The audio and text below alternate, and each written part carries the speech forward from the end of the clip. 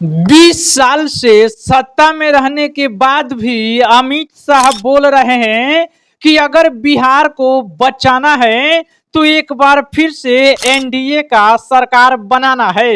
हमको एक बात समझ में नहीं आ रहा है कि आखिर बिहार को किससे बचाना है। बिहार में क्या कांग्रेस की सरकार है? बिहार में क्या आरजेडी की सरकार है?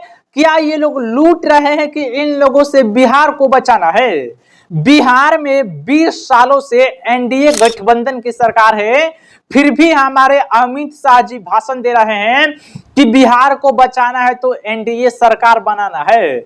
देखिए जनता को कैसे मूर्ख बनाना है वो हमारे अमित शाह जी से सीखिए।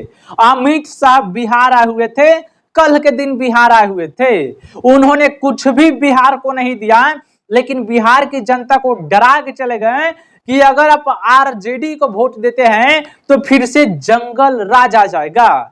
लालू प्रसाद यादव का जंगल राज कब था? सन 2000 में था, आज से 25 साल पहले था। 25 सालों के अंदर क्या बिहार नहीं बदल सकता था? 25 साल से 20 साल से एनडीए की सरकार है। कौन सा ऐसा देश है, कौन सा ऐसा ऐसा स्टेट है जो 25 साल में नहीं बदला है?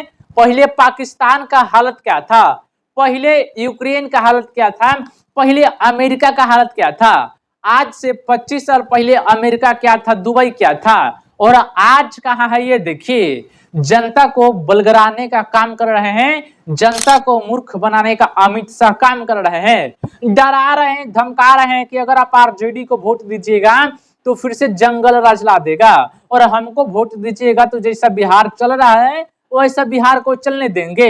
बिहार को एक भी विशेष पैकेज दिए कुछ नहीं दिए।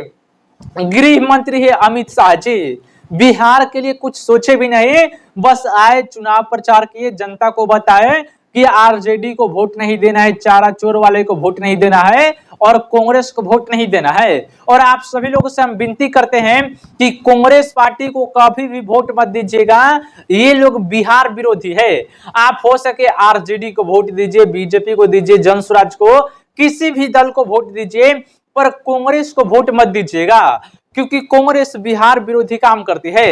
अभी अडानी जी बिहार में लगभग लगभग लगभग 40 या 45 हजार करोड़ की लागत से बिहार में एक कंपनी खोल रहे हैं, दरभंगा का साइड में खोल रहे हैं। तो कांग्रेस वाले बोल रहे हैं कि ये हम नहीं होने देंगे। 10 लाख पेड़ काटा जा रहा है, 10 लाख पेड़ नहीं काटा जा रहा है भाई, 20,000 पेड़ काटा जा रहा है। और जो 1 रुपया सालाना का जो दिया जा रहा है वो सरासर गलत है। 1 कट्ठा जमीन का, अगर आप सभी लोगों के पास जमीन है और चेवर में है, चेवर में जो अभी कुछ बोया नहीं जाता है, बांध हटा है, सब्जी रहता है, डूब जाता है, उसको चेवर बोलते हैं। चेवर में अगर जमीन है जो 2 लाख रुपए 3 लाख रुपए कट्ठा बेचा जाता है, लेकिन इन लोगों का 1 कट्ठा का जमीन 5-5 लाख रुपए दिया गया है, वो भी खतिहान में दिया गया है। तो क्या वो गलत है? सही है, बिल्कुल सही है।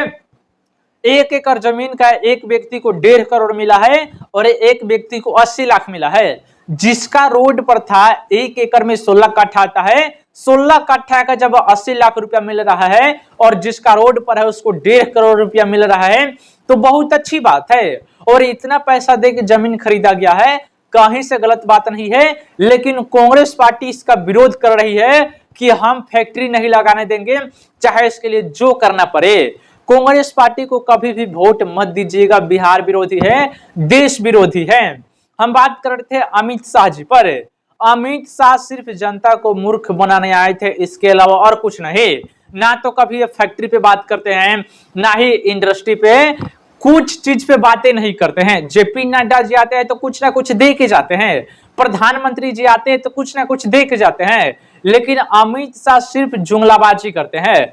बिहार को कोई सौगात नहीं, बिहार में बस तेली भाइयों, यादव भाइयों, राजपूत भाइयों, ब्राह्मण भाइयों, जंगल राज को नहीं आने देना है, सनातन की बात करना है, सनातन को आगे बढ़ाना है। हिंदू को अगर सुरक्षित रहना है तो बीजेपी को वोट दो। हमें नहीं रहना है उतना सुरक्षित कि हमारे घर परिवार वाले को अनाज ना मिले या सरकार कुछ करे ही ना। देश में सभी को बराबर अधिकार मिल रहा है। और कौन कहता है कि हिंदू खतरे में है?